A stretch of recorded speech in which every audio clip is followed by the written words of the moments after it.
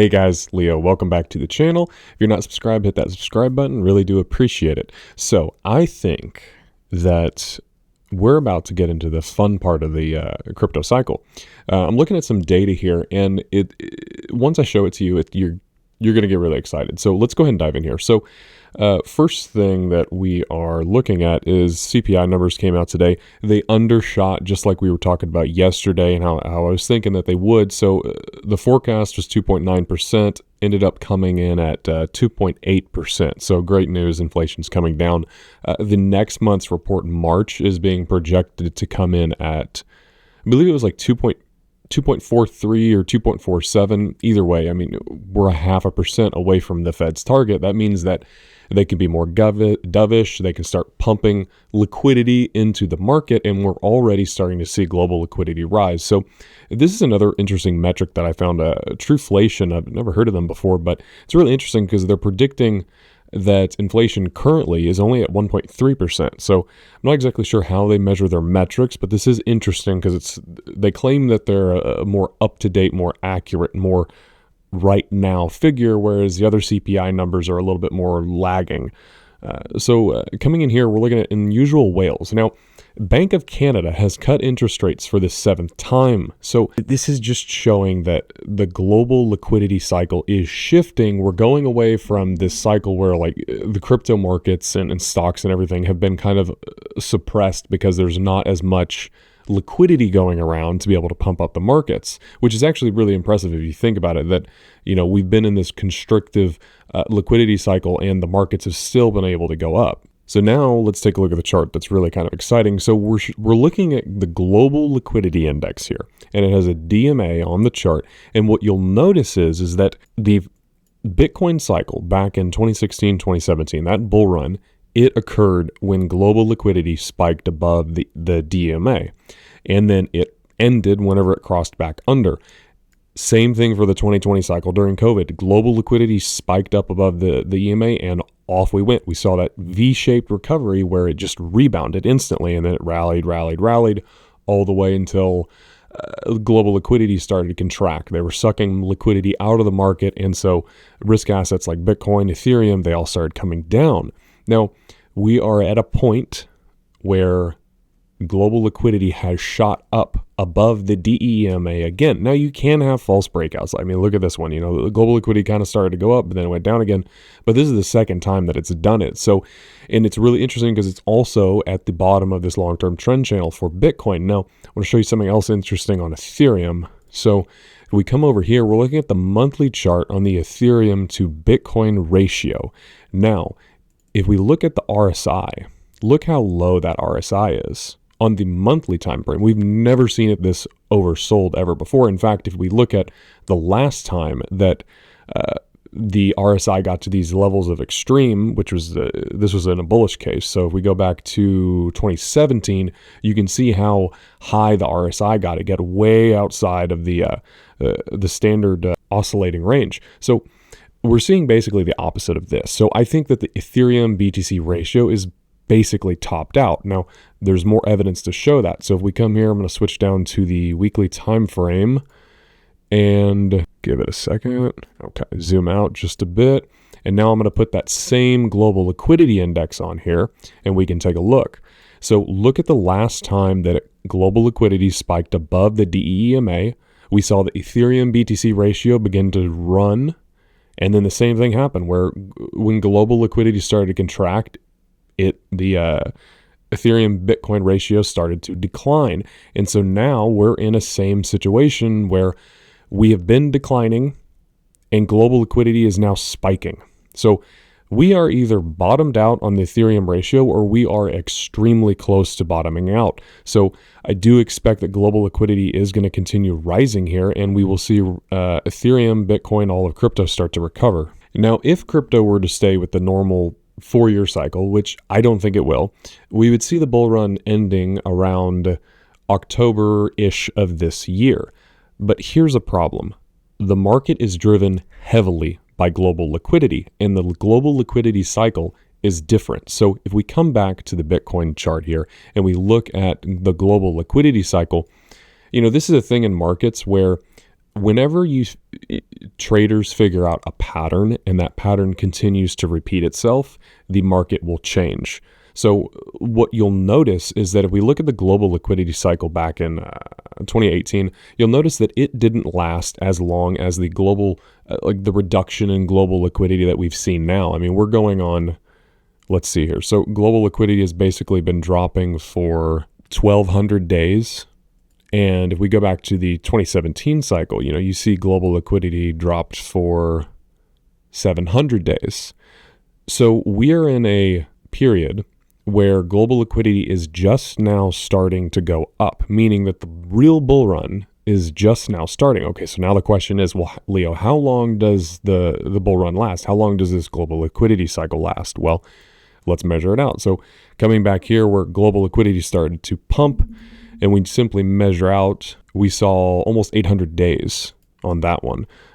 This one, I don't really I'm going to have to eyeball this one because the very first one, it doesn't have an EMA cross. So I'll say it was right about there. Now, again, 840 days. So what about the most recent one? So this would be around COVID time. So measure it out again.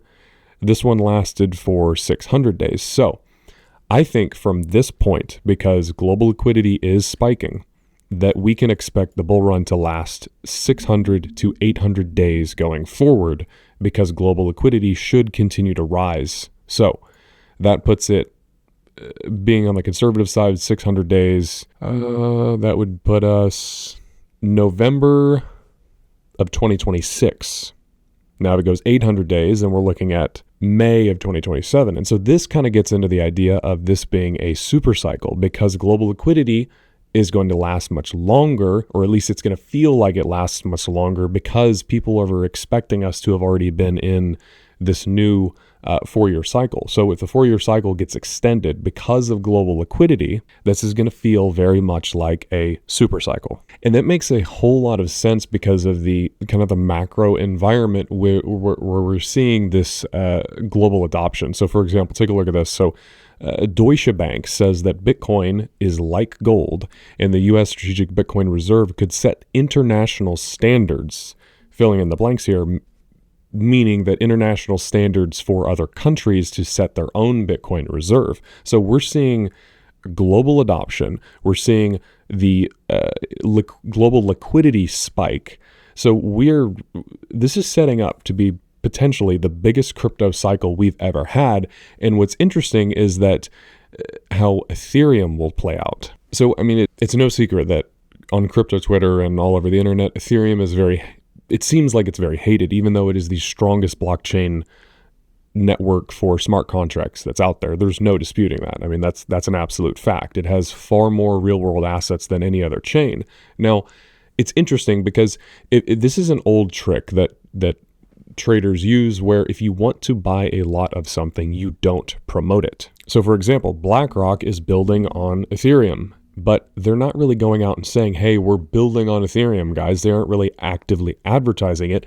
And I think that's because they're still accumulating. And I think that there are a lot of other elite trader whales and big institutions that are still accumulating Ethereum. They don't want it to spike. They don't want the mainstream people to realize the value that is Ethereum.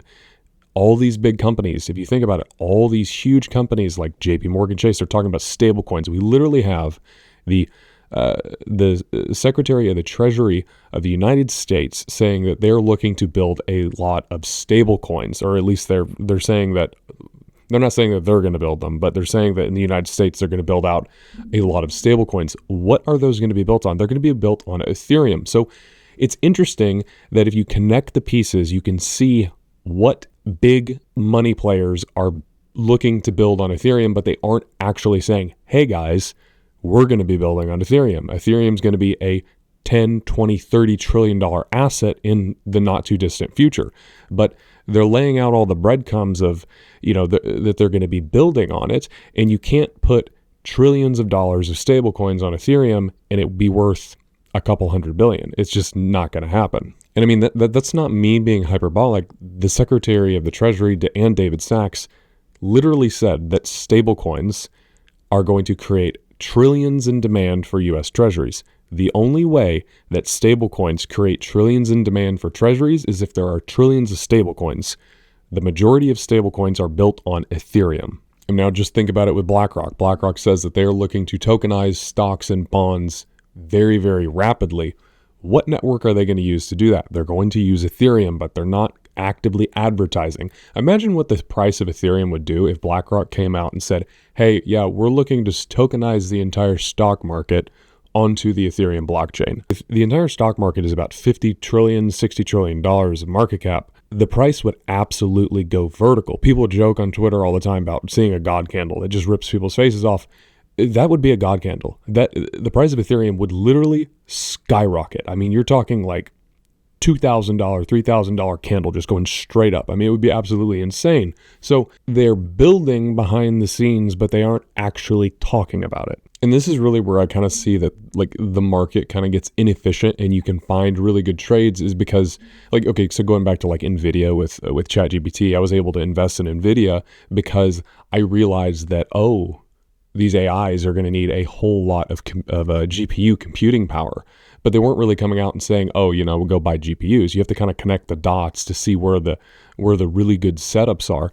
And just seeing the global, like all the big companies that are looking to build on Ethereum, I mean, it's the most perfect setup that I have seen in a trade since Bitcoin came around. So I'm definitely not bearish. You know, I don't think that this is going to be a bad crypto cycle. I just think that because of global liquidity, it really hasn't started yet. But then, you know, if you take into consideration that inflation's coming down and the March report's looking at it's going to be 2.4 something percent, this is going to give the Fed, the United States Fed, a lot more wiggle room to start cutting interest rates. And, you know, soon we'll be off to the races and global liquidity will just be spiking and all these risk assets will be soaring. So that pretty much wraps up this video. If you have any questions, leave them in the comment section down below and I'll talk to y'all next time.